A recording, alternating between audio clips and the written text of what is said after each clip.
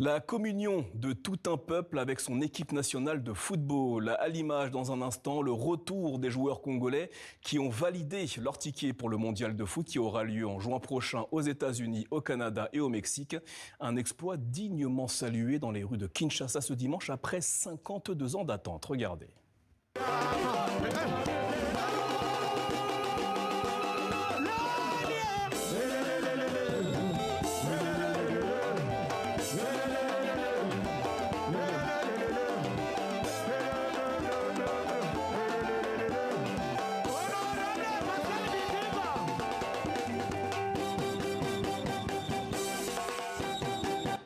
Et cette liesse nationale autour de l'équipe nationale de football en RDC, on en parle dans la page consacrée à l'actualité sportive avec Lise-Laure Etia. Bonsoir Lise-Laure. Bonsoir Namouri. Alors les images parlent d'elles-mêmes, c'est tout un peuple qui a communié avec son équipe de foot.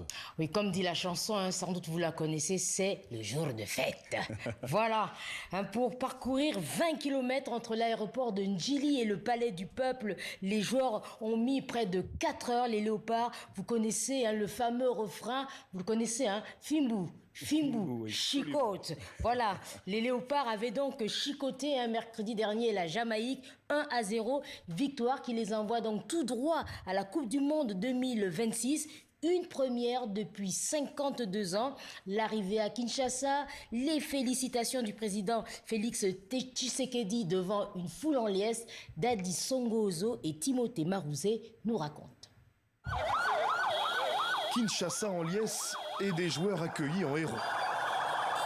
Les léopards menés par le sélectionneur français Sébastien Desabre célèbrent, dans une ambiance survoltée, une qualification historique. En fin d'après-midi, le président Tshisekedi s'est rendu sur place, tenu de circonstances, en hommage à l'équipe et un message de fierté adressé aux joueurs, mais aussi à toute la nation.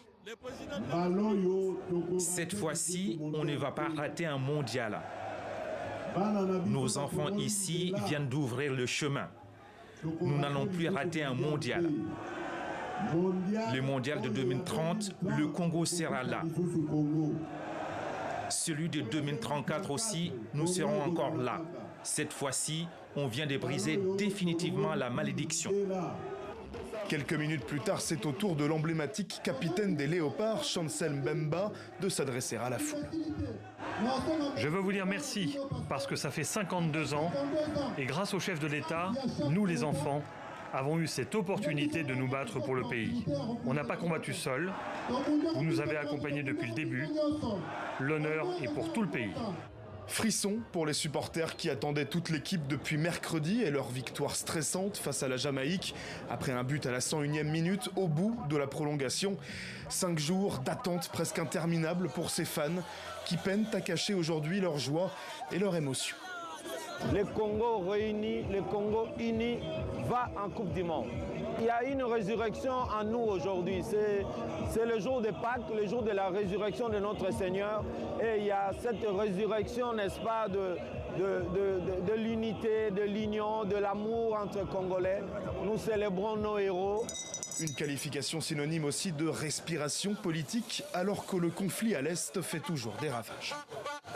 À la population congolaise et spécialement à nos frères de l'Est, sachez que nous sommes avec vous.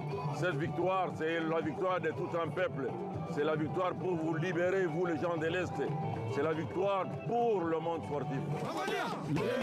La ferveur et les danses endiablées ont remué la ville toute la journée. Sur scène, celui qui a attiré toute l'attention à la dernière CAN, le sosie de Patrice Lumumba, a à nouveau fait sensation. Les Léopards rejoignent le groupe K, aux côtés du Portugal, de la Colombie et de l'Ouzbékistan. La RD Congo envoie ainsi une 10e équipe africaine à la prochaine Coupe du Monde, à suivre dès le 11 juin prochain. Voilà pour cette équipe nationale de RDC qui est donc rentrée au pays. Toutes nos félicitations et bien évidemment, on la suivra tout au long de ce mondial qui débute donc en juin prochain, Lise-Laure.